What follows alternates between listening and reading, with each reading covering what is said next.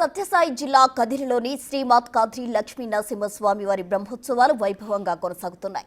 స్వామివారి బ్రహ్మోత్సవాలు ఈ నెల 9వ తేదీన అంకురార్పణతో ప్రారంభమయ్యాయి. 15 రోజుల పాటు వైభవంగా సాగనున్నాయి. బ్రహ్మోత్సవాలపై పూర్తి వివరాలు మా ప్రతినిధి యోగానంద్ అందిస్తారు. రాయుడా కదిరి నరసింహుడు అంటూ అనేక సినిమాల్లో మనం పాటలు కూడా పాడుకోవడం చూసాం. రీసెంట్గా అత్తారింటికి దారి సినిమాలో కూడా పవన్ కళ్యాణ్ ఇలాంటి పాటలు పాడి కదిరి నరసింహస్వామి బ్రహ్మోత్సవాలను ఏదో నరసింహస్వామి ప్రశస్తాన్ని కూడా అనేక మార్లు సినిమాల్లో చూపించే ప్రయత్నం చేశారు. ప్రస్తుతం మనం సత్యసాయి జిల్లా కదిరి లక్ష్మీనరసింహస్వామి టెంపుల్ వద్ద ఉన్నాం. ఇవాళ నుంచి బ్రహ్మోత్సవాల ప్రారంభమై 13 రోజుల పాటు అంగరంగ వైభవంగా జరుగుతాయి. ముఖ్యంగా రథోత్సవం నాడు పెద్ద ఎత్తున భక్తులు లక్షలాది మంది భక్తులు పాల్గొని స్వామివారి కృపకు పాత్రలు అవుతూ ఉంటారు. ప్రస్తుతం చూస్తూ ఉన్న స్వామివారిని ఎంతో అందంగా అలంకరించి గుడి టెంపుల్ మొత్తం కూడా ఎంతో అందంగా అలంకరించి పూలతో రకరకాల పూలతో కూడా స్వామివారిని అలంకరించేసి మరి కాసేపట్లో నారా లోకేష్ కూడా హాజరై స్వామివారికి ప్రభుత్వం తరఫున పట్టు వస్త్రాలు కూడా సమర్పించనున్నారు. భారీ ఎత్తున ఏర్పాట్లు కూడా చేసి ఉంచారు. ప్రస్తుతం చూస్తూ ఉన్నాం. భక్తులు తిలకించేందుకు పెద్ద పెద్ద స్క్రీన్లు కూడా ఏర్పాటు చేసి ఉంచారు. ఆ స్క్రీన్లు ఏర్పాటు చేసి ఉంచి ప్రజలకు ఎటువంటి అసౌకర్యం కలగకుండా కూడా ఆ దేవాలయంలోకి వెళ్లేందుకు వచ్చేందుకు ప్రత్యేక మార్గాలు ఏర్పాటు చేసి ఆ తొక్కిసలాట లాంటివి ఏం జరగకుండా భారీ ఎత్తున ఏర్పాటు కూడా చేసి ఉంచారు. ముఖ్యంగా రథోత్సవం నాడు పెద్ద ఎత్తున భక్తులంతా కూడా వస్తారు.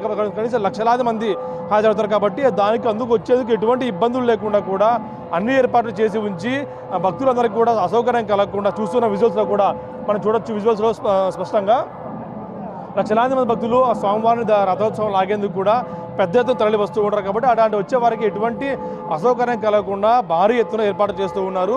ముఖ్యంగా చలువు పందిలతో పాటు కింద కాలు కాలకుండా, ముఖ్యంగా ఎండాకాలం వేసవికాలం కావడంతో అటువంటివి ఏమీ కలగకుండా కూడా భారీ ఎత్తున ఏర్పాటు చేసి ఉంచారు. ముఖ్యంగా తిరుమల తిరుపతి దేవస్థానం తర్వాత అత్యంత వైభవంగా జరిగే రథోత్సవం కాబట్టి అందుకు సంబంధించిన ఏర్పాట్లు ఎక్కడా తగ్గకుండా కూడా భారీ ఎత్తున చేస్తూ ఉంటారు. మరి కాసేపట్టు మంత్రి నారా లోకేష్ కూడా హాజరై ప్రభుత్వం తరఫున పట్టు వస్త్రాలు కూడా సమర్పించి స్వామివారి కృపకు పాత్రలు కావాలంటూ కూడా ఆయన కూడా కోరుతున్న పరిస్థితి ఉంది. మరి కాసేపట్టు ఆయన రానున్నారు. ఆయన వచ్చేందుకు కూడా ఏర్పాటు చేసి ఉంచారు. ఆయన రాక కోసమే కాకుండా ముఖ్యంగా భారీ అయితే భక్తులు వస్తారు కాబట్టి వారందరికీ చలువ పందిలు చూస్తూ ఉన్నాం మనం. టెంపుల్లో కానీ టెంపుల్ బయట కానీ చలువ పందిళ్ళు వేసవి కాలం కావడంతో ఎండ దెబ్బ తగలకుండా కూడా తగు జాగ్రత్తలు కూడా తీసుకునేందుకు కూడా అన్ని ఏర్పాటు చేసి ఉంచారు. ముఖ్యంగా ఈ బ్రహ్మోత్సవాలతో మిగతా అన్ని చోట్ల బ్రహ్మోత్సవాలు స్టార్ట్ అవుతాయి. అంటే బ్రహ్మోత్సవాలను మొదటి బ్రహ్మోత్సవం ఇది కావడంతో పెద్ద ఎత్తున దానికి సంబంధించిన ఏర్పాటు కూడా చేస్తూ ఉన్నారు.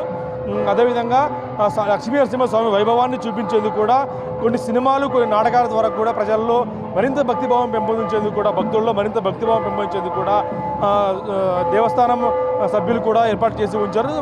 సపరేట్ క్యూ లైన్లు కూడా చూస్తూ ఉన్నాం మనం. సపరేట్ క్యూ లైన్లు, అదేవిధంగా మహిళలకు పురుషులకు సపరేట్ క్యూ లైన్లు కూడా ఏర్పాటు చేసి ఉంచి స్వామివారి దర్శనంలో ఎటువంటి అసౌకర్యం కలగకుండా కూడా ఏర్పాటు చేస్తూ ఉన్నారు. ముఖ్యంగా ఎండకు జాగ్రత్తలు తీసుకుంటూ దేవాలయంలో ఎవరికి కూడా అసౌకర్యం కలగకుండా కూడా జాగ్రత్తలు తీసుకుంటూ ఉన్నారు. కళ్యాణోత్సవం జరిగే ప్రాంతం వద్ద మనం ప్రస్తుతం వెళ్తూ ఉన్నాం. కళ్యాణోత్సవం జరుపుతున్నారు. మరి కాసేపట్లో ఇక్కడ ఇప్పటి నుంచి కూడా బ్రహ్మోత్సవాలు కళ్యాణోత్సవం జరుగుతాయి. కళ్యాణం జరిపేందుకు కూడా అన్ని ఏర్పాట్లు చేసి ఉంచారు. నారాలోగా సరాసరి ఇక్కడికి వచ్చి ఇక్కడ నుంచి ఆయన ఏది స్వామివారికి పట్టు వస్త్రాలు సమర్పిస్తారు.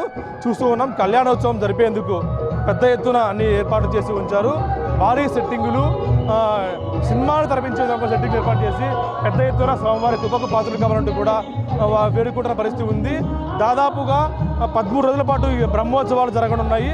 13 రోజుల పాటు అన్ని ఏర్పాట్లు కూడా చేసేందుకు బ్రహ్మోత్సవాలను కదునా తరిగించలేని వారు టీవీలు చూసేందుకు కూడా లైవ్ సౌకర్యం ఏర్పాటు చేస్తున్నట్టు తెలుస్తోంది.